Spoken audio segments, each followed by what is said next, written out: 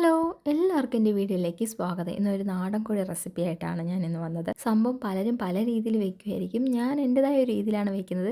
പിന്നെ എൻ്റെ പാചകത്തിൽ ഇന്ന കണക്ക്, ഇന്നതിടണം, ഇന്നതിടണ്ട എന്നങ്ങനെ ഒന്നുമില്ല. എൻ്റെതായ ഒരു രീതിയിൽ ഞാൻ വെക്കും. പിന്നെ ഞാൻ വെക്കുന്നത് എൻ്റെ വീട്ടിലുള്ള എല്ലാവർക്കും ഇഷ്ടമാണ്. പിന്നെ പലരുടെ ടേസ്റ്റും വ്യത്യാസമാണ് കേട്ടോ. പലരും ഇപ്പോൾ നിങ്ങൾ വെക്കുന്ന രീതിയും ഞാൻ വെക്കുന്ന രീതിയും ഭയങ്കര ഡിഫറെൻ്റ് ആയിരിക്കും. ചിലപ്പം നിങ്ങളും ഞാനും ഒന്നുപോലെ ആയിരിക്കും വെക്കുന്നത്. എന്നാൽ ഞാൻ പറഞ്ഞുതരാം. ആദ്യം ഒരു പാത്രത്തിൽ കുറച്ച് വറ്റൽമുളക്, ഇപ്പോൾ എനിക്ക് ഒരുപാട് ചിക്കൻ ഉള്ളതുകൊണ്ടാണ് ഞാൻ ഒരുപാട് വറ്റൽമുളക് എടുത്തത്. നിങ്ങൾക്ക് കുറച്ചാണെങ്കിൽ ഇതിൻ്റെ പകുതി എടുത്താൽ മതി. അതുപോലെ മല്ലി ഒരു പാനിൽ അതുപോലെ തന്നെ വറുക്കണം. രണ്ടും നമ്മൾ ഏകദേശം ബ്രൗൺ കളറാവുന്നത് വറുക്കണം. അല്ലെങ്കിൽ ഈ മുളകും ഈ മല്ലിയൊക്കെ വേറൊരു ടേസ്റ്റ് ആയിരിക്കും. മറ്റേ വറുക്കുമ്പോഴത്തേക്ക് നല്ല ടേസ്റ്റ് ആയിരിക്കും. അതേ പാത്രത്തിൽ തന്നെ കുറച്ച് ലൈറ്റ് എണ്ണ ഒഴിക്കുകയും ചെയ്യാം. ചിലർക്ക് വേണ്ട, എണ്ണ ഒഴിച്ചില്ലെങ്കിലും കുഴപ്പമില്ല. പക്ഷേ ഞാൻ കുറച്ച് എണ്ണ ഒഴിച്ചായിരുന്നു.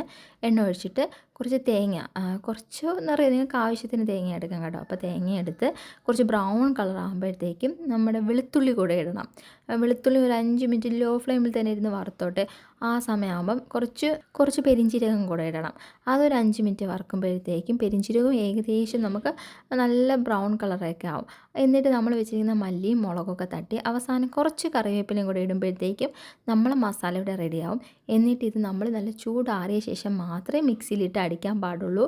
അതുകൊണ്ടാണ് ആദ്യമേ ഞാൻ ഈ മസാലകളൊക്കെ റെഡിയാക്കി വെച്ചത്. അപ്പോഴത്തേക്കും നമ്മൾ ചിക്കൻ വെന്ത് വരുമ്പോഴത്തേക്കും മസാല ചൂടാറും. അപ്പം നമുക്ക് മിക്സിയിലിട്ട് അടിക്കാമല്ലോ. അപ്പോൾ മസാല അവിടെ ഇരുന്നോട്ടെ. ആ സമയമാകുമ്പോൾ നമ്മൾ കോഴിയൊക്കെ നല്ല ക്ലീനാക്കി അതിൽ കുഞ്ഞുള്ളിയും ഇഞ്ചിയും വെളുത്തുള്ളിയും മഞ്ഞൾപ്പൊടിയും അല്പം ഉപ്പും കൂടി ഇട്ട് ചേർത്ത് നല്ല മിക്സ് ആക്കണം.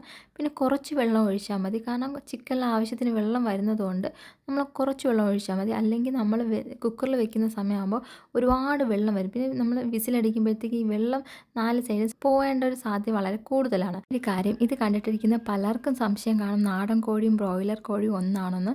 അല്ല, രണ്ടും രണ്ടാണ് കേട്ടോ. എനിക്ക് ഒരുപാട് കമൻറ്റ് വന്നായിരുന്നു ഞാൻ ഷോർട്സ് ആയിട്ട് ഇട്ടപ്പോഴത്തേക്കും ഇത് രണ്ടും ഒന്നാണെന്ന്. അല്ല, ബ്രോയിലർ കോഴി എന്ന് പറയുമ്പോൾ നമ്മൾ ഈ കടയിൽ വാങ്ങത്തില്ലേ വെള്ളക്കോഴി, അതിനാണ് നമ്മൾ ബ്രോയിലർ കോഴി എന്ന് പറയുന്നത്. നാടൻ കോഴി എന്ന് പറയുന്നത് വീട്ടിലൊക്കെ വളർത്തുന്ന കോഴിയായിരിക്കും. അത് കുറച്ച് അതിൻ്റെ ചത കട്ടിയായിരിക്കും. അത് വേകാനും കുറച്ച് സമയം എടുക്കും കേട്ടോ. അതുകൊണ്ടാണ് ഞാൻ കുക്കറിൽ വെക്കുന്നത്. പിന്നെ കുക്കറിൽ വെച്ചില്ലെങ്കിലും കുഴപ്പമില്ല. പക്ഷേ ബ്രോയിലറിനെക്കാളും ഇരട്ടി സമയം എടുക്കും.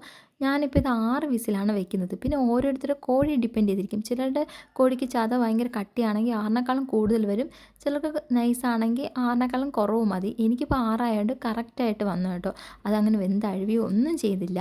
അതവിടെ ഇരുന്നോട്ടെ. ആ സമയമാകുമ്പോൾ അരപ്പിന് നമ്മൾ മിക്സിയിൽ ആവശ്യത്തിന് കുറച്ച് വെള്ളം ഒഴിച്ച് ഇച്ചിരി പേസ്റ്റും അല്ല തീരെ അങ്ങനെ കട്ടിയല്ലാത്ത രീതിയിൽ നമ്മൾ അരച്ചെടുക്കണം. കാരണം ഒരുപാട് നൈസാകുമ്പോൾ ഭയങ്കര ടേസ്റ്റ് കുഴപ്പമില്ല.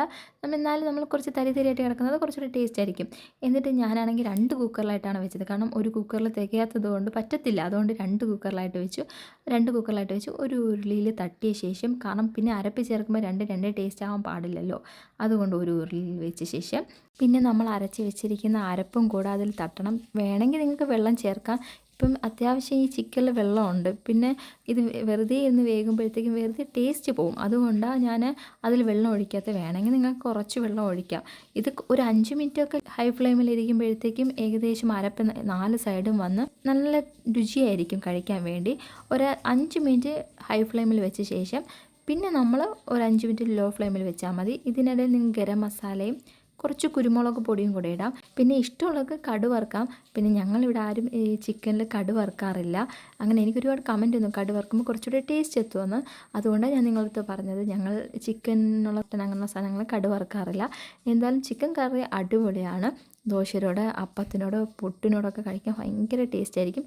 ഞാൻ ഉച്ചയ്ക്ക് ചോറിനോടാണ് കഴിച്ചത്. ചോറും അവിയലും ക്യാബേജും എല്ലാം കൂടെ ആയപ്പോൾ ഉച്ചയ്ക്ക് അടിപൊളിയായിരുന്നു. അപ്പോൾ നമുക്ക് അടുത്ത വീഡിയോയിൽ കാണാം.